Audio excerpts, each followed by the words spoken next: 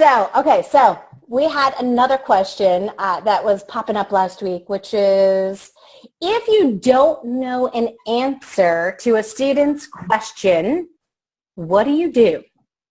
Yeah. I thought that was a really great question because we don't know everything. We can't know everything. No. So what do you? I think that's a great question. I think it's a couple different things. If it's material that you haven't dealt with in a while, or that's kind of like stuck in the cobwebs, you know it's there, but you just can't figure it out right away. A couple of things. I think that you can research it together online. You can also, while you're having that conversation with your student, you can be researching it if you think that it requires a little bit more understanding before you can explain it. I've even, while tutoring a student, it looked like a little more in depth to me. Like it wasn't necessarily something that was coming back very clearly. It was there, but something I need to do a little bit more research on so that I could clarify and put into a little bit more understanding terms to them and explain it to them at our next session. And so I have done that before, and they're like completely cool with it. They're like, sweet, awesome, and then there are times that it's there, and once you see the basic explanation, you go, oh yeah, there we go. And it's like that thing being on the tip of your tongue. You're like, I can't spit it out. It's there, but I can't spit it out. And so that's all. Sometimes it just requires just do a little bit of research. Sometimes you just research it again with the student. Go, hey, let's check this out. Let's look it up. Yeah. Sometimes with math, when you look it up together, though, it's a little tricky because there are tons and tons of different ways to explain the same thing, and you're looking at it at various levels. So you really got to be, I'm very careful in having my student go research that, because I've looked up things, and like I said, there's many different ways. There's more than one way to skin a cat, and that's the beauty of math. But at the same time, it comes at such different levels and different understanding that, a student may not necessarily understand the way it's coming across at that particular site, and they might need a different explanation, for their level. Yeah, and for math, when I have done math with people, the go-to site for me is Khan Academy. So I know already some really great websites that I can go to get the answers of the things that I don't know. Like, okay, well, let's go to Khan Academy and let's check it out, right? You already have like that go-to place versus just going out into the wide open web. Yes.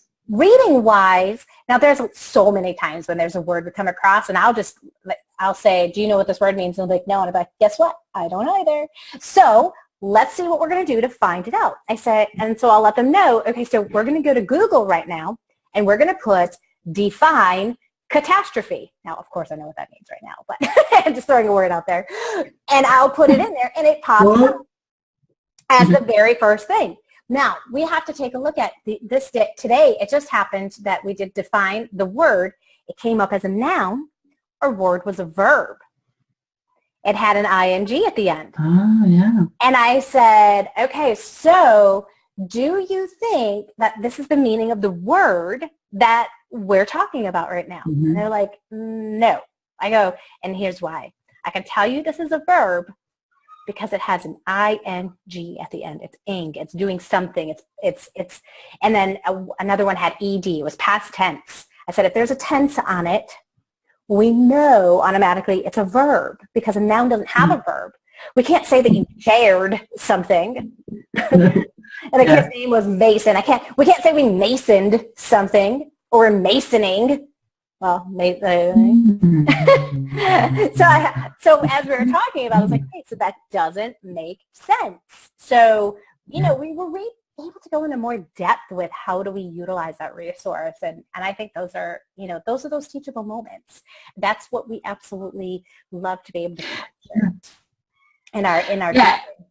Yeah, and I think it is also important to know that we don't know everything, and I think it's good for the students to see that we are human as well, and that we don't know everything. But there are awesome resources that we as tutors can turn to, and that they as students can turn to as well. And them researching their own answers as well. Yeah, and getting them to be independent. I think that's like the most important thing. Like, how can they be an independent learner? That's always my goal as a tutor, is how can I make them more independent? Now, there are some of those questions that children will ask that are trying to keep you from tutoring. What is your favorite color? Yes, yes. Or, Yes. they're distractor questions. And so I'm able to identify a distractor question and say, I know what you're doing right now, and we're going to focus on this. It's not that I don't care about you. It's not that I don't want to have a conversation with you. It's not that I don't want to be social, but that's not our goal right now. So we're going to focus back on where we're at. So you gotta drive them back on in to doing the work they need to do, versus it all being, all social. It can't all be fun. There's a little bit of work involved. I know. I have some kids, that's all they want to do. They're very, very social. And if they could just chat with me for an hour, I think I would make their life. Yeah. And that's the beauty of what we get to do.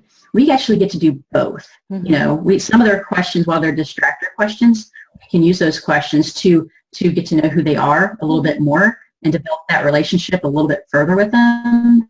And then they actually have the lines of communication are open, and they learn to trust us that much more, even though we're on, a different time zone, state, or right around the corner. It's an adult that they can learn to trust in.